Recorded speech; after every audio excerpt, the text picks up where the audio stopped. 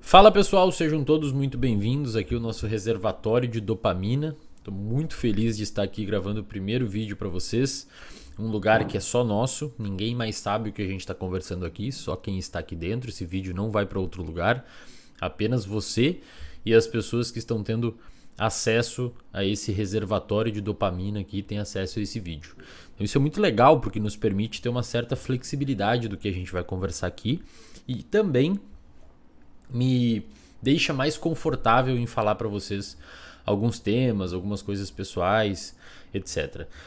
Eu nunca tive, na verdade eu sempre tive um certo problema em expor minha vida pessoal na internet. Eu sempre tive um pouco de problema com isso, mas ultimamente é uma coisa que eu tenho reconsiderado e retrabalhado na minha vida. E isso tem me feito até que bem, tá? Porque eu tomo muito cuidado para a internet não me usar e eu usar a internet. E por incrível que pareça, eu percebi que quando eu estava privando as pessoas que me seguem de me conhecer de verdade, eu estava construindo uma figura que eu não sou, tá? Eu sou um cara que tem um diagnóstico, eu sou um cara do espectro bipolar, eu tenho um diagnóstico provisório de ciclotimia, eu já beirei ter uma depressão na pandemia. Se vocês não sabem, eu fiz um canal no YouTube, eu vou contar isso em outros vídeos, tá? Com mais detalhes. Mas eu fiz um canal no YouTube em 2018, que é o meu canal atual, eu postava alguns vídeos lá e não deu certo. Foi ridículo, foi um fracasso total. Ninguém assistia. Eu me desesperava para conseguir produzir vídeos, me desesperava para conseguir produzir conteúdo e ninguém assistia o meu canal no YouTube. Então foi muito frustrante, muito frustrante. Eu fiquei altamente estressado, tive crises gigantes de ansiedade, tive crises gigantes de irritabilidade, ao ponto de chegar a dar um soco numa porta uma vez, porque eu não sabia mais o que fazer da minha vida, minha família precisava de dinheiro, estavam pagando meu aluguel, me senti extremamente culpado. Foi aí que eu decidi ativar o meu CRP no Conselho Regional de Psicologia e comecei a atender. Mas eu vou contar essas histórias aqui em outros vídeos, tá? Senão a gente vai ficar falando disso num vídeo só. E o intuito desse vídeo aqui é outro. Esse vídeo aqui eu quero falar sobre como que eu parei de fumar, tá?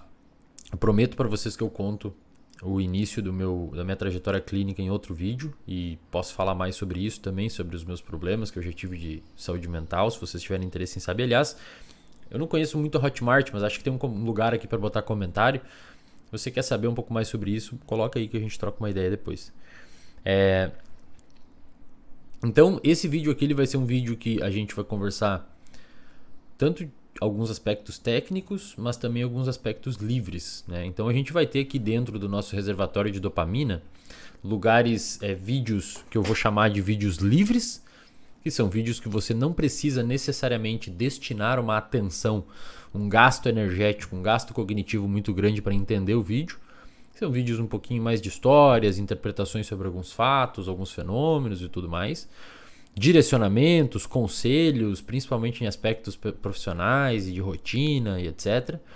E também a gente vai ter alguns vídeos técnicos, onde você vai precisar sentar a bunda na cadeira e prestar atenção no que eu vou falar, porque vai demandar todo um raciocínio para entender o conteúdo. Esse vídeo aqui vai ter um pouquinho dos dois, tá? Primeiro, começando pelo aspecto livre, então. O que aconteceu? Quando eu entrei na graduação, eu passei numa universidade privada no interior do Rio Grande do Sul, numa cidadezinha chamada de Santo Ângelo, e eu passei em 36º suplente num vestibular numa universidade privada, que mal tinha concorrente. Ou seja, eu fui muito mal, né? Teoricamente, acho que eu reprovei no vestibular. Eles me colocaram na graduação porque não se inscreveu muita gente, porque a matrícula era cara. Então, tipo, você é aprovado, depois de um tempo você precisa já fazer a matrícula. Então, muita gente provavelmente desistiu e eles me chamaram. Então eu financiei minha faculdade. Estou pagando até hoje os boletos. Pago mais uns 12 anos, eu acho, os boletos aí. E entrei na graduação. Quando eu entrei na graduação, eu não sabia porcaria nenhuma de nada. Inclusive, pessoal, isso é uma coisa que eu já trabalhei com meu psicólogo. Eu quero eventualmente fazer uma tomografia de crânio, alguma coisa assim. Porque eu não lembro de alguns períodos da minha vida. Eu não tenho acesso a essas memórias. Eu não lembro como é que foi o primeiro, segundo, terceiro semestre de graduação. Eu tenho alguns resquícios de memória do ensino médio e alguns resquícios de memória do ensino fundamental. No ensino médio eu lembro um pouquinho mais, porque eu sofri bullying. Vamos falar sobre bullying. Eu sofri bullying, né, na escola, eu era obrigado a pagar, eu não sei como é que vocês chamam, mas lá no Rio Grande do Sul chamava de sacolé. Acho que chupa-chupa. Aqueles bagulhinhos, sabe? Você sabe o que é. Bota no Google aí sacolé que vocês vão saber. Tipo um pirulito enrolado num plástico. E tinha um moleque no ensino médio, no ensino fundamental e médio, que me obrigava a pagar pra ele isso. Então eu tinha que fazer uma conta num lugar lá e ele me obrigava a pagar na hora do recreio. Então eu sofri muito bullying na graduação. Eu não queria sair da sala, no ensino médio e no ensino fundamental. Ao ponto de que eu não queria sair da sala, não queria me interagir com pessoas. Era bem difícil mesmo, assim. Eu apanhava no futebol. Em algum momento eu comecei a jogar futebol um pouco melhor e eu percebi que isso me deu um certo status e um poder social. Então eu comecei a assistir todos os vídeos do Ronaldinho Gaúcho na época, no YouTube. E comecei a tentar jogar melhor futebol. Tanto é que eu fui pra Ponte Preta uma vez, lá em São Paulo, fazer um teste. Eu passei no teste, mas não fui depois porque meus pais não queriam e era muito difícil. Enfim, complicado financeiro e morar longe desde cedo. Então eu usei o futebol como uma válvula de escape assim por muito tempo. Olha como eu vou longe nos tópicos. Na graduação, vamos falar sobre isso um dia, tá? Sobre bullying. Na graduação, eu entrei na graduação, eu não lembro muito do primeiro, do segundo e do terceiro período. É tudo meio confuso na minha cabeça, parece que tem uns borrões que eu simplesmente não lembro, não sei por que razão. Não sei se é uma condição neurológica, não sei se é porque eu bebia muito na época, eu fumava muito cigarro. No início da graduação, nos primeiros períodos, eu fumei maconha um tempo, mas fumei maconha mesmo, de chegar aí pra aula chapado, assim, umas aulas chatas eu tinha que fumar maconha pra aguentar, porque não dava. O professor usando bibliografia de 1970, eu falei, porra, que sentido tem isso aqui, meu? Não mudou nada de lá pra cá, não é possível. E eu ficava extremamente desmotivado e acho que o meu cérebro direcionava uma vontade de obter recompensa ou de fazer as coisas para substâncias, que inclusive é uma condição comum em pacientes do espectro bipolar, tá? Então eu fumava muito cigarro, fumava cigarro Marlboro vermelho. Eu tive uma época que eu fumava uma carteira por dia, quase uma carteira por dia, e eu tive bronquite pulmonar, né? Bronquite pulmonar aguda. Fiquei muito mal uma época, tossia muito. Meu condicionamento era ridículo, eu não conseguia ir do ponto de ônibus até em casa sem suar e ficar ofegante. Mas era o que tinha, então eu bebia muito álcool, fumava muito cigarro e não estudava. Esse é o Wesley nos 3, 4, principalmente até o quarto período de graduação, era basicamente essa a minha vida. Agora, o dono do bar eu conhecia que era uma beleza, né? Então eu era totalmente desmotivado, nem sei como eu passava nas provas, porque era... Faculdade privada é foda, né, pessoal? Porque se você reprova, você reclama pro reitor, fala que não vai pagar mensalidade e os caras te dão um empurrãozinho. Então você acaba formando uma galera que não tá preparada pro mercado de trabalho. E você sabe do que eu tô falando.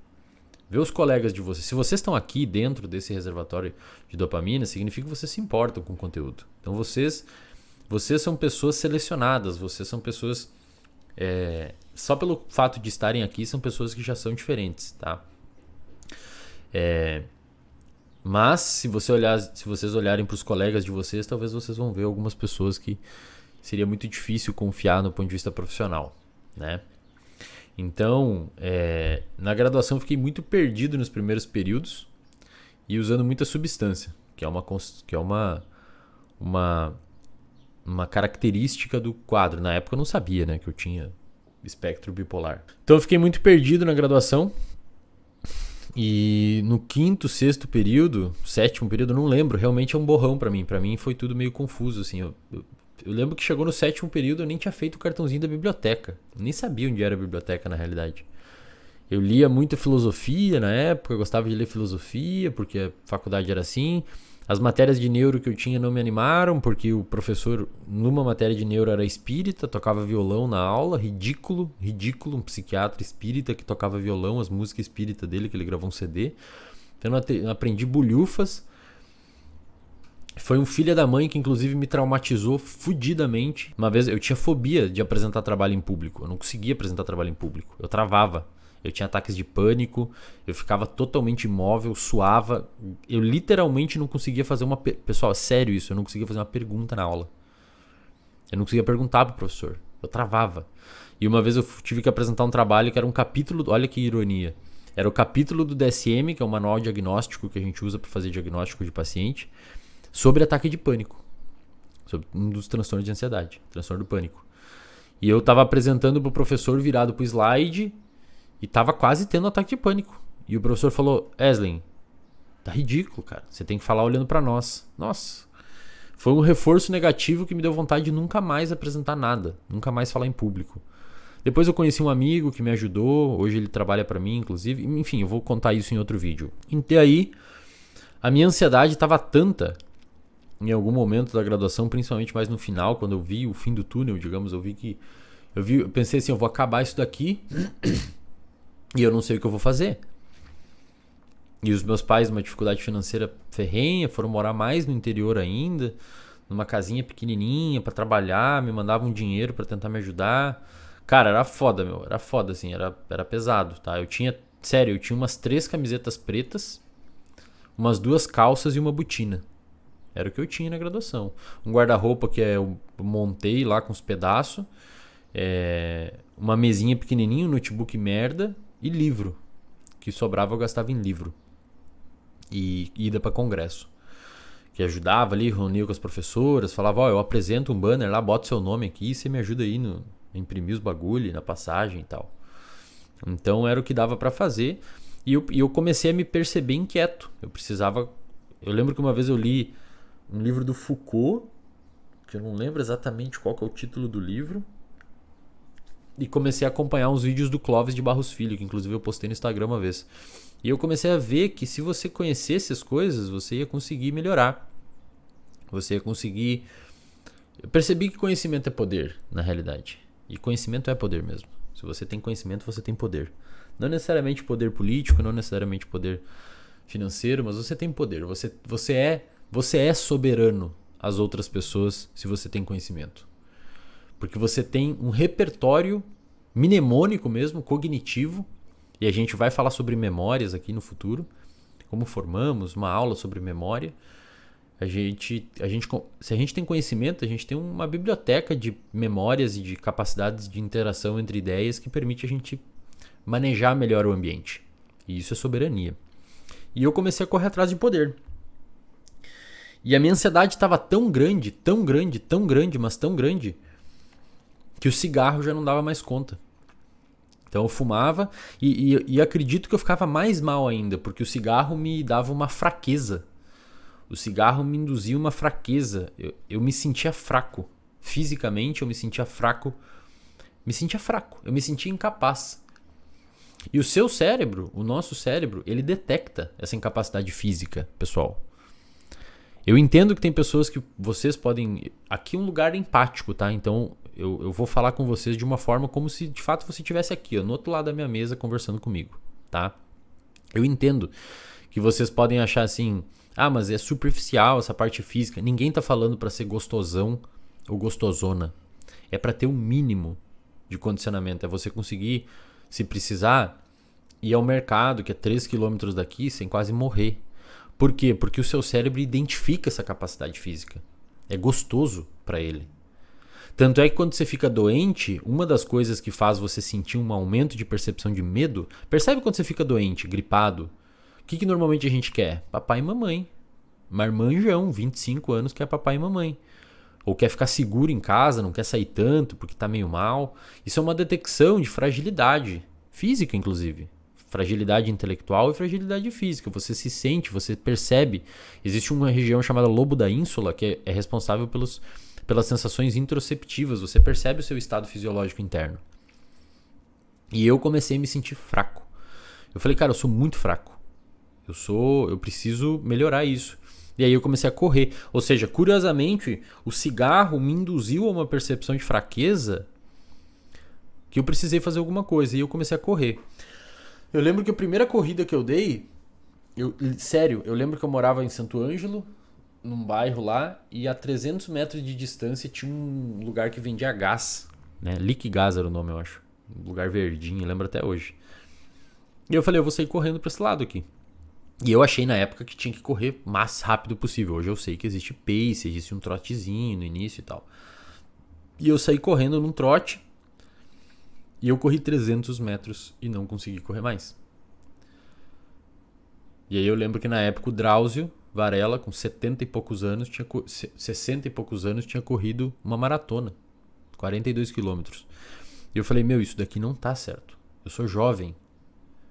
Eu sou muito jovem. E o meu corpo, o meu organismo, o meu cérebro é o que eu tenho de melhor em mim. Não é a roupa, não é nada. O que eu tenho de melhor é isso. Então eu preciso cuidar disso. E eu comecei cada vez a correr mais. E fumava. Correr, fumando, correr, fumava. Em algum momento eu comecei a me perceber, e eu não sabia nada de neurociência nessa época, pessoal. Hoje eu olho para trás e tenho entendimento do que aconteceu. Mas em algum momento eu comecei a perceber que o cigarro estava atrapalhando a minha corrida. Então eu sempre fui um cara predisposto a vícios. Eu sempre fui um cara predisposto à recompensa. Coisas que me dão recompensa, eu sou sensível. E ao mesmo tempo eu queria ser uma pessoa com uma estabilidade financeira para ajudar minha família e não passar necessidade. Então eu era motivado pelo medo e era motivado pela vontade de fazer as coisas, pela recompensa. Em algum momento eu percebi que o cigarro estava atrapalhando a obtenção de recompensa em um outro comportamento. Então é isso que eu sempre falo, o seu sistema dopaminérgico, ele está tanto responsável por um vício em crack, por um vício em cocaína, por um vício em sedentarismo, por um vício por dependência emocional de comida hipercalórica, que aí umas pessoas falam que vicia, outras não. A gente vai fazer um vídeo sobre isso. A gente vai fazer um vídeo sobre vício em comida, se existe ou não e tal. E também existem... e esse mesmo sistema dopaminérgico está envolvido numa pessoa, num atleta de alta performance. Coloca um David Goggins no YouTube, no Google, que vocês vão ver. O cara era sedentário, obeso, e hoje é um ultramaratonista. Dizem que é o cara mais casca grossa do mundo. Ele faz tipo 1000 barra. O cara é bizarro assim. É o mesmo sistema envolvido no sedentário, obeso e no ultramaratonista. O eixo que faz as duas coisas é o mesmo, não muda. Não é o sedentário obeso usa um eixo, o outro usa outro. É o mesmo, só que muda a chave. E eu percebi que o cigarro estava me dando dopamina, estava me dando motivação e recompensa para fumar mais. Só que tinha uma outra coisa que estava sujando esse hábito. E vício é um hábito. A gente vai fazer um vídeo também sobre isso. Eu percebi... Hoje eu sei exatamente o que aconteceu no meu cérebro. Mas eu percebi em algum momento que a corrida estava suja. Que o cigarro estava sujando a obtenção de recompensa da corrida. E aí o que eu comecei a perceber? Eu comecei a perceber que o cigarro impedia a minha evolução na corrida. E, portanto, cada vez eu queria mais a recompensa da corrida. Eu queria correr mais, eu queria correr uma prova de 5 km, depois eu queria correr uma prova de 10, depois eu queria correr a prova de 5 num tempo menor. Isso era muito recompensador para mim. Eu queria aumentar o meu volume de treino de corrida na semana e o meu fôlego não deixava porque eu fumava. Então, em algum momento, pessoal, o cigarro começou a atrapalhar. Hoje eu sei o que acontece. Inclusive... Se um dia você for formar hábitos, eu vou falar isso muito no curso que eu vou dar em março de 2022, eu não sei quando você está assistindo esse vídeo. Hoje a gente sabe que quando você vai formar hábitos, é importante que você automatize o máximo possível a obtenção de recompensa daquele hábito. Se você ficar sujando com esforço cognitivo, por exemplo, você vai beber água, é importante que você tenha a garrafa aqui. Ó. Se eu precisar levantar para beber, eu vou ter esforço cognitivo que vai sujar a realização do hábito. Então tem que deixar o mais fácil possível. E o cigarro estava sujando a obtenção de hábito, a obtenção de recompensa do comportamento de corrida. E eu queria muito formar aquele hábito. O meu cérebro começou a gostar da corrida. Então o que o meu cérebro começou a perceber? O meu cérebro começou a perceber o cigarro como um inimigo. Porque eu dei para ele um mundo, eu abri um cenário para ele que ele nunca teve acesso. Para ele, a obtenção de recompensa era sempre aqui. Cigarro, álcool, cigarro, álcool. E aí eu inclinei o meu cérebro pro lado e ele viu que existia uma bola gigante aqui a ser explorada que podia me dar muita recompensa. Recompensa física, recompensa de condicionamento, melhor sono. A própria recompensa inerente à corrida, que aumenta vários tipos de neurotransmissores que dão recompensa. E meio que naturalmente eu fui largando o cigarro. Porque eu dei para o meu cérebro um outro estímulo dopaminérgico. Acredito que se eu não tivesse dado para o meu cérebro essa outra opção, eu não teria conseguido parar de fumar. Porque ia ficar faltando. Entende? Para onde que ele ia? Da onde que ele ia obter aquela dopamina? Eu teria que direcionar para algum lugar. Então hoje, se você quer parar de fumar, se você quer parar de beber álcool, você tem que fazer alguma coisa que o seu cérebro entenda, que você entenda que aquele hábito de fumar ou beber álcool está impedindo. Por exemplo, muitas pessoas deixam de beber álcool quando querem ficar com uma estética mais bonita, porque o álcool atrapalha.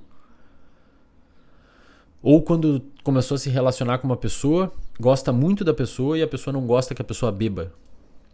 Se você, de fato, vê mais recompensa em estar com a pessoa ou beber, você vai deixar naturalmente o álcool, porque ele vai começar a atrapalhar uma coisa gostosa e importante para você, uma coisa valorosa para o seu cérebro. Então, uma das melhores formas, na minha opinião, e no que eu vejo dos estudos científicos, de você largar um vício é você encontrar outra coisa para substituir aquele vício. Por que os alcoólicos anônimos funcionam tanto? Porque nos alcoólicos anônimos, as pessoas que têm problemas com álcool, os alcoolistas, eles encontram um grupo. Um grupo que apoia, um grupo que estende a mão, um grupo que conversa sobre aquilo. E o nosso cérebro ama isso. A gente viveu em bando, a gente ama o aspecto social das coisas. Por isso que o AA funciona bastante. Por que igrejas funcionam muito? E eu não estou falando que funcionam por causa da religião.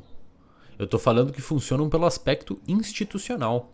O que é uma igreja? É um lugar que você vai com outras pessoas no mesmo horário, usando as mesmas roupas, falando sobre o mesmo assunto e usando os mesmos tipos de comprimento.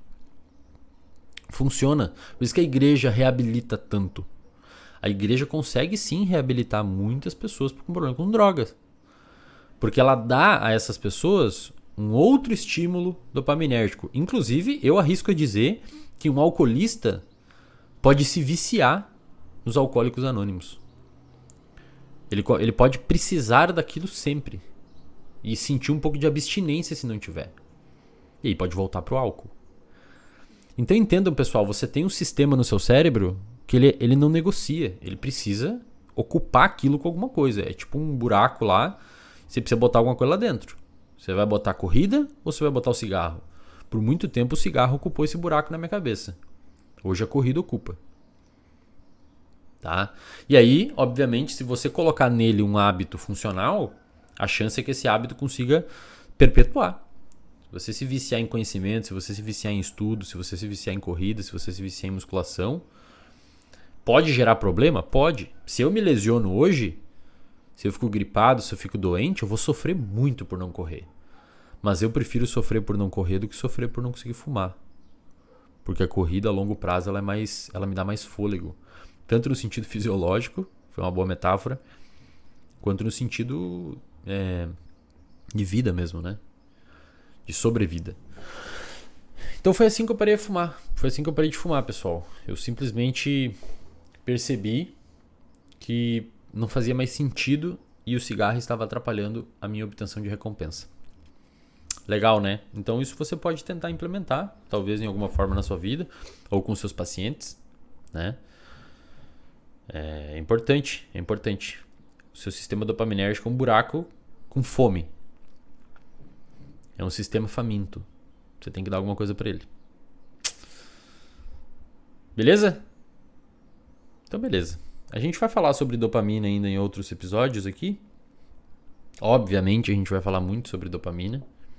Eu quero, num futuro próximo, montar algumas aulas sobre dopamina, desde a neurobiologia básica até alguns estudos mais avançados.